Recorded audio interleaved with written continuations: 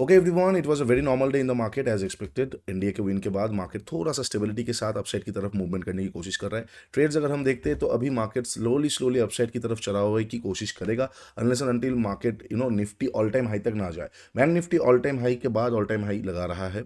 अब बस देखने वाला बात है, जैसे आज बैंक निफ्टी ने फ्रेश ऑल टाइम हाई लगाया with a good amount of candle, a beautiful candle. अब अगर ये ऑल टाइम हाई के बाद मार्केट थोड़ा सा बैंक निफ्टी कल को भी खींचा तो ये जो मोमेंटम है ये वो सस्टेन कर सकता है और निफ्टी भी अपने ऑल टाइम हाई तक 80 तक जा सकता है। निफ्टी परफॉर्म नहीं कर पा रहा है as compare to bank Nifty, but कोशिश बहुत हद तक चल रहा है। अगर हम वीकली कैंडल को देखते, last week candle was very beautiful.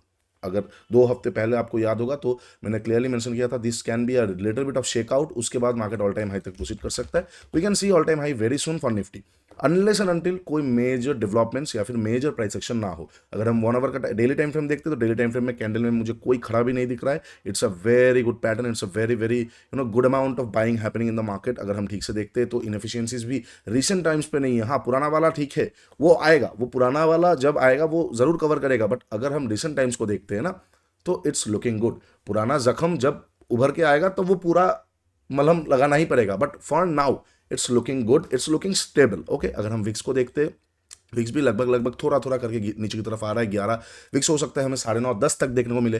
दिसंबर का भी महीना आ रहा है, सर्टनिटी पे ही ज़्यादा फोकस किया जाएगा। बड़े प्लेयर्स का अनसर्टन न्यूज़ आएगा तो वो कैश आउट कर जाएंगे, ठीक है। अच्छा, अगर 1 आवर का कैंडल हम देखते तो 1 आवर का कैंडल में मार्केट, अगर आप ठीक से यहाँ पे ठीक से अगर आप क्लियरली यहाँ पे स्ट्रक्चर को देखोगे, मैं अगर छोटा सा स्ट्रक्चर ही मैप करता हूँ, यहाँ पे मैं कोई मेजर स्ट्रक्चर नहीं मैप करता हूँ, तो कैरेक्टर पे चेंजेस तो हुआ था लेकिन ऑर्डर ब्लॉक के आसपास आकर रुक रहा है। चांसेस हाई कि कल भी वो मिनिमम ऑर्डर ब्लॉक को तोड़ के अपसाइड की तरफ प्रोसीड करे, unless and until there are some major developments. वो कैसे पता लगेगा? अगर हम 15 मिनट के टाइम फ्रेम में जाएंगे तो आपको चीज़ों को और समझ में आएगा। यहाँ पे जो आईसी बना था इसमें एक काइंड ऑफ डन डस्टेड वाला चीज़ कर दिया था, फिर ठप्पा लगा दिया था कि bulls are officially back in the market. और वो भी पोजीशन कब बनाया गया है, this is very important to understand. Position 3 बजे के बाद बनाया गया है। यही अगर 12 बजे के आसपास बनता, 12:30 बजे के आसपास बनता तो अनसर्टनिटी मतलब थोड़ा सा कम वो चीज़ होता। लेकिन ये 3 बजे के आसपास बनाने का कारण क्या होता है? कोई भी एमएफ्स, ठीक है, एमएफ्स मतलब म्यूचुअल फंड्स हाउसेस, ओके, कोई भी एमएफ्स हो गया, कोई भी हेज फंड्स हो गया, कोई भी बड़ा फंड हो गया ना, वो कब बनाते हैं major position? After 3 PM, because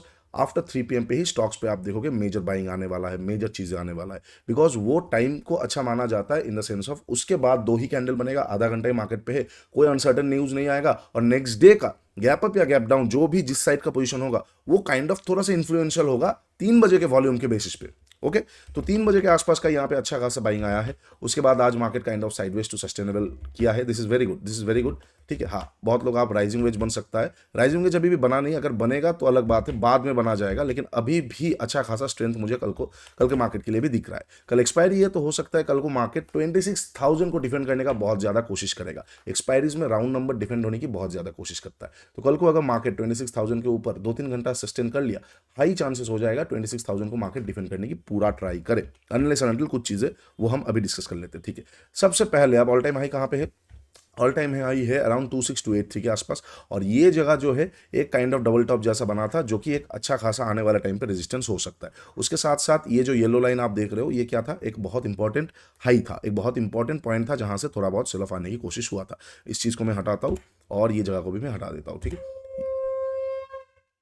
ये एक बहुत इंपॉर्टेंट हाई था। अच्छा, उसके ऊपर मार्केट ने क्या किया? अगर आप ठीक से देखोगे 15 मिनट टाइम फ्रेम में, अगर आप ठीक से देखोगे, मार्केट पहली बार थोड़ा सा सेल ऑफ की ट्राई किया, दूसरा बार थोड़ा सा प्राइस एक्शन बनाया, यहाँ से अच्छा खासा ग्रैब होकर थोड़ा बहुत नीचे आया, अगेन अपसाइड की तरफ जाके यहाँ पे रुक रहा है। अगर हम क्लोजिंग देखते 26013, इट्स वेरी वेरी, आप मान के चलो एक ही जगह पे अच्छा खासा बार टप्पा खा चुका है। कल को मार्केट अगर कंटिन्यूएशन ब्रेकआउट भी गया तो भी अच्छा है, फ्रेश ब्रेकआउट भी गया तो भी अच्छा है। तो कल के लिए 18 नवंबर को मैं किस तरह से ट्रेड कर सकता हूँ, चलिए एक बार जल्दी से डिस्कस कर लेते हैं। Hey everyone, welcome back to my YouTube channel the Bengal trader. I hope you guys are doing absolutely fine. As a SEBI registered research analyst, I'm going to say it again. This is not a buy sell recommendation video. No, I may have position running in the trades that I'm sharing with you guys. तो please अच्छी तरीके से अपना research कीजिए, अपने financial adviser के साथ बात कीजिए, then only take the positions, okay, because ultimately trading and investments are always subject to market risk. For the risk disclosure and disclaimer visit the website thebengaltrader.com, okay. और एक चीज़ यही वाला मैं बोलना चाहूँगा कि ये कोई भी, ये सिर्फ और सिर्फ एजुकेशनल पर्पज के लिए ये वीडियो बनाया गया है, ओके।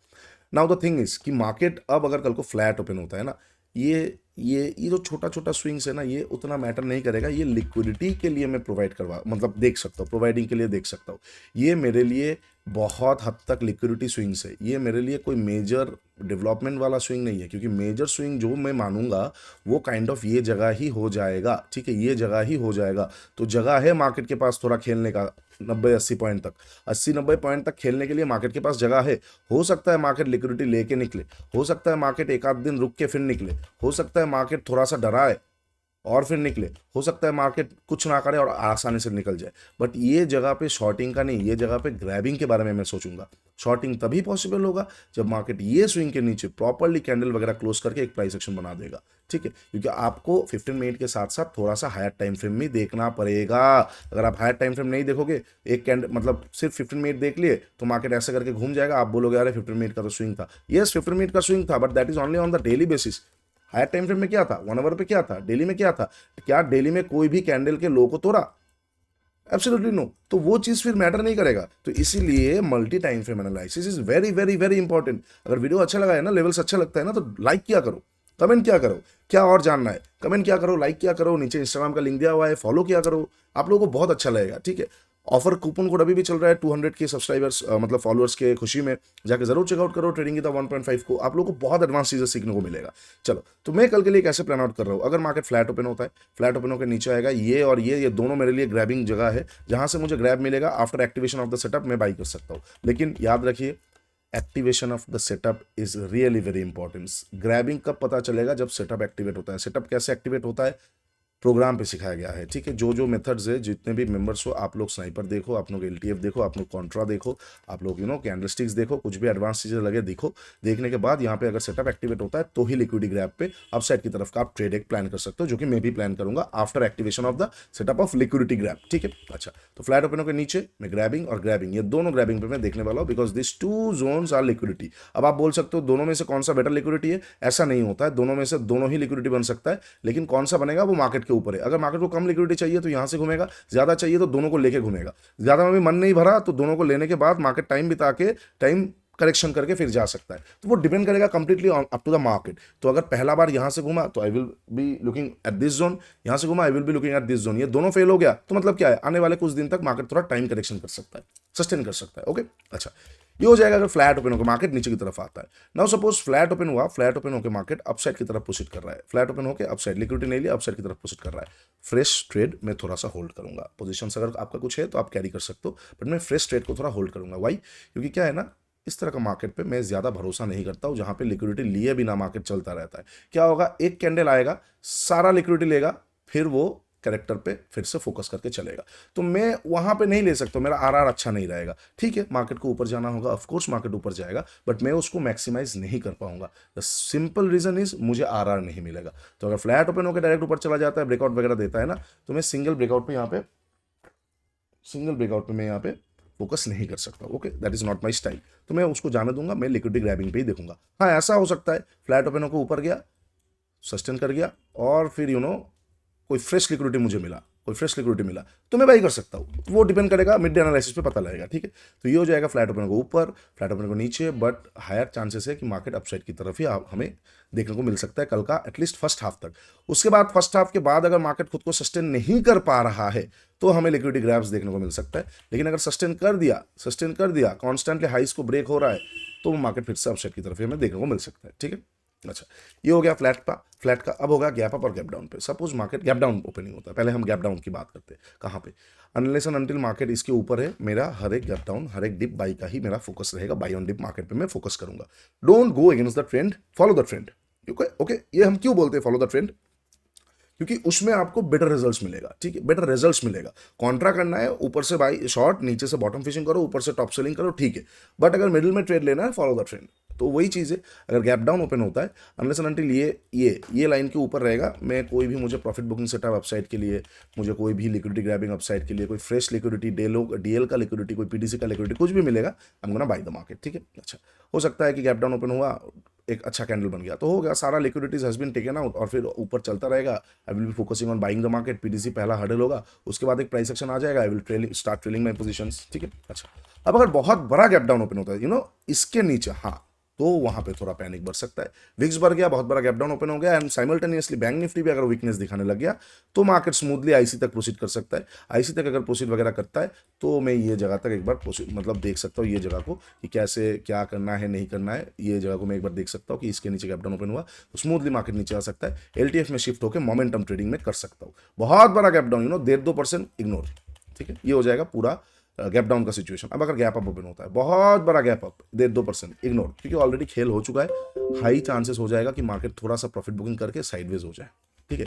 प्रॉफिट बुकिंग भी ऐसे नहीं आएगा, हो सकता है थोड़ा प्रॉफिट बुकिंग आए, थोड़ा सा फ्रेश बाइंग आए, थोड़ा सा प्रॉफिट बुकिंग आए, थोड़ा सा फ्रेश बाइंग आए, और at the end of the day market 1-1.5 घंटा थोड़ा ट्रेंडिंग रह के फिर मार्केट साइडवेज हो जाए। तो ये जगह में जो करना है करेंगे, otherwise I will let it go. अच्छा, अब अगर छोटा मोटा गैप अप ओपन होता है, मिडिल के आसपास गैप अप ओपन होता है, दो तरह का सिचुएशन बन सकता है। या तो पीडीसी के आसपास से मैं बाई कर सकता हूँ, जस्ट लाइक टुडे सिनेरियोज। यहाँ पे आप देख सकते हो कि थोड़ा सा पीडीसी के आसपास आया, पीडीसी के आसपास से बाई होकर निकला है। सेम टू सेम अगर मार्केट पीडीसी छोटा मोटा गैप अप ओपन होता है और पीडीसी के आसपास आता है, ये सारे एरिया के आसपास आता है, तो यहाँ से एक बार मैं बाइंग कर सकता हूँ only after activation of setup. अगर यहाँ से बाइंग के बाद मेरा स्टॉप लॉस जाता है तो मैं यहाँ पे ना तो और बाई करूंगा, शॉर्ट करूंगा, मैं लिक्विडिटी हंटिंग करूंगा। इनकेस अगर यहाँ से घूम जाता है, यहाँ से घूम जाता है, तो डेल हाई डीएच तक मार्केट एक बार प्रोसीड कर सकता है। फिर उसका मूड रहा तो वो अगेन 26,100 तक प्रोसीड करेगा। मूड नहीं रहा, मिडिल के आसपास रुक जाएगा। रुक भी गया तो भी गिले शिकवा नहीं होगा, क्योंकि ट्रेंड को फॉलो कर रहा है। बट यस, एक्सपायरी है तो आराम से कीजिए, आधा घंटा भी मार्केट रुक जाएगा, प्रीमियम डीके हो जाएगा। That is the solo reason मैं हमेशा बोलता हूं, एक्सपायरीज के दिन कॉन्ट्रा पे फोकस कीजिए, नॉन एक्सपायरी ट्रेडर्स ट्रेड मत कीजिए। अगर आपका वीकली प्रॉफिट नहीं है तो इग्नोर कीजिए, बिकॉज एक्सपायरीज के दिन आपको तुरंत फास्ट और बहुत बहुत एनालाइज डिसीजन लेना पड़ेगा। और एक बार अगर आप डिसीजन ले लिए, उस पर आपको अड़े रहना पड़ेगा। आप ऐसे सोच नहीं सकते कि मार्केट थोड़ा रुक रहा है, मुझे मेरा प्रॉफिट चाहिए, आप निकल गए, फिर मार्केट भाग गया, काश में नहीं निकलता।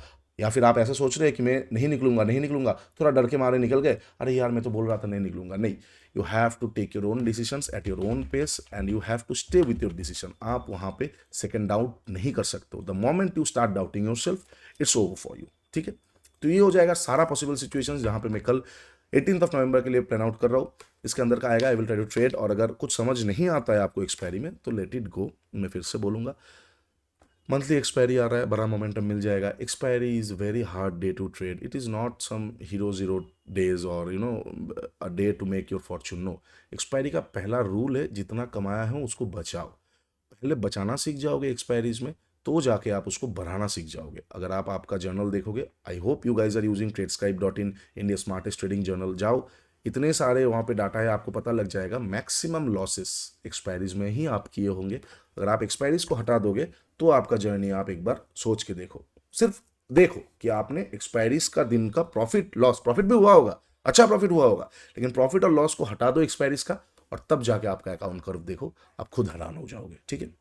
मैं नहीं बोल रहा हूँ expiry is a bad day to trade, no, expiry is the hardest day to make easiest money. तो first get yourself there, फिर बना लेना आराम से पैसा, ठीक है। मार्केट है, हम भी रहेंगे अनलेस एंड अनटिल कल किसने देखा, बट आपको तो वैसे ही सोचना पड़ेगा ना, you will be there for the long term, और फिर जाके आराम से ट्रेड कीजिए, ठीक है। चलिए, वीडियो अच्छा लगा है तो do like share and subscribe. नीचे इंस्टाग्राम का लिंक दिया हुआ है, जाकर जरूर चेकआउट कर लीजिए। प्रोग्राम वगैरह everythings link has been there, Tradescribe का भी लिंक दिया हुआ है, you guys will find it out कितना हेल्प आप लोगों को करेगा वो। चलिए, आज के लिए इतना ही, टेक केयर, बाय बाय। तब तक के लिए ट्रेड स्मार्टली।